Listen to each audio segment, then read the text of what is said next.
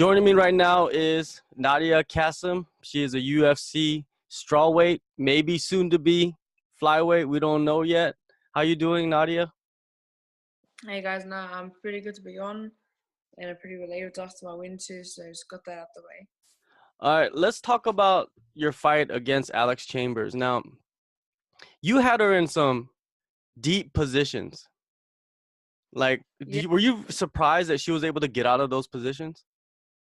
yeah, like after hitting that second round, I think I was more like comfortable because she was taking me down a bit. I was like, I think I'm pretty good off my back and on my guard, so I played around with it. I followed my instinct because it was never really my game plan to like stick on my back, but I made the best of it, and I just proved that just because I'm a lower belt or not even half as like experienced as her like in jits doesn't really matter. Like the harder you train, like I work hard. I'm sure she works, but obviously work harder on the floor and got those sub attempts.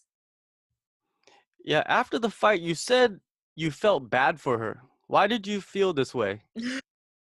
I know, cause like I only knew her for a little bit, but when I had her in a triangle and then like kept going over for the armbar, I saw her get a bit teary and she was like gassing out and like me for one, like I hate being in a triangle, so like I felt the pain, but I mean I didn't like back down, but at the same time I never really worked on a finish. I worked on just keeping someone there, making them pain, making them suffer. So sometimes for me, that's worth more for me than getting the finish. So Yeah. yeah, Now, you also pretty bad. said that you want to fight Paige Van Zant at flyweight. Now, with this fight, that you heard that they like Jessica Rose Clark said that she was gonna fight Paige Van Zant in January, but I don't think that's confirmed yet. So why do you want to fight Paige Van Zant?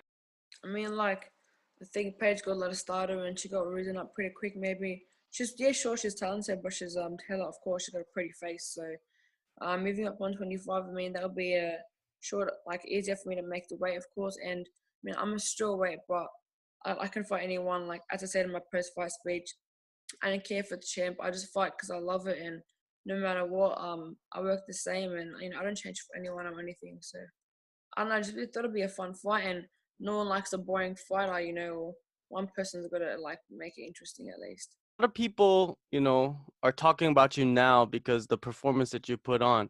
And I heard that during your training camp, you quit your job. First of all, what was your job? And then what made you decide, hey, I need to quit my job to focus 100% on MMA? I mean, like I was told heaps of times by like the coaches, the boys, like Suman and stuff, you should just quit your job. But like I'm the type of person that likes to be secure. I like to make sure that I'm getting a guaranteed income, like however often it is, So fighting for the UFC, I'm aware you get paid when you fight, Mhm. and you don't know how much you fight if you're not going to win, if you didn't get the bonus. Like commitment is hard for me, so I need to make sure. But I think I kind of just grew up in a way and just took the risk, and I jumped. I just thought I'm young now. I was 21 at the time. I can work again if I'm like, when I'm done with the fighting, 5 or 10 years or whatever it is. So I had to resign from my job, but I work for a company where we like distribute pharmaceuticals and equipment for surgeries to hospitals, doctors, and pharmacies.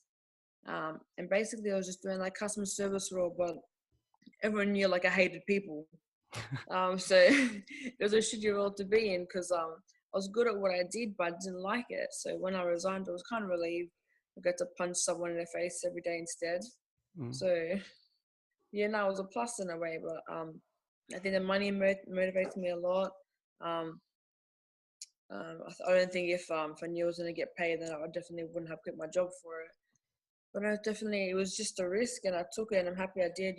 Like maybe I can motivate other people to just take a leap. No matter what situation or whatever it is. So yeah, I don't know. Just what's my reason, basically. How did like your family react? Because family is always about security. They want you to be secure, Yeah, right? yeah. So what was their reaction to this? I mean, so I live with my parents, like my mom and my stepfather, and my brother, and I kind of like spoke about them beforehand before I actually did resign, and they've always been supportive, but they were like supportive of my decision, and they were kind of I was keeping them up to date and in the loop with the whole UFC information. So they were like able to give me advice as well as swimming. So once they approved the law, like I took the stand and I resigned. But they were cool, they're supportive, and I've got awesome sponsors in Sydney who help me along the way. So they provide me with like any type of flow I need for like medicals or injuries or anything sports related. So I've got the help I need. So it's pretty good like that. So even without a full-time job, do you Yeah. have any, like, since you just train now, do you have a lot of time to yourself that you did not have before?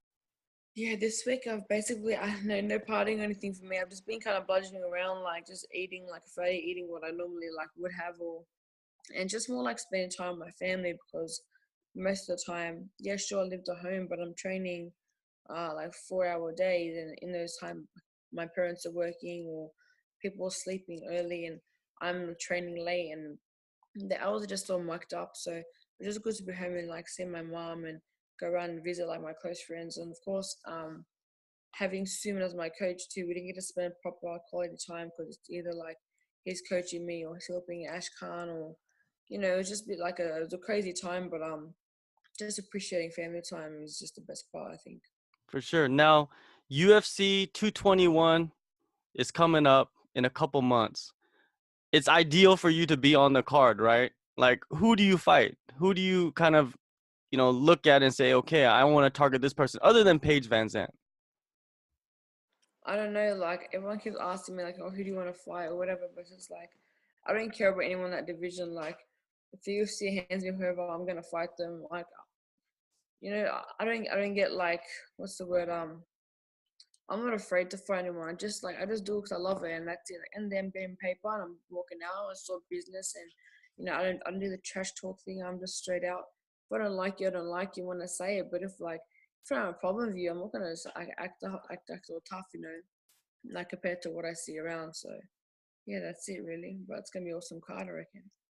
Oh, for sure. It's going to be one of the biggest cards, especially with the title fight that's going to happen in the main event.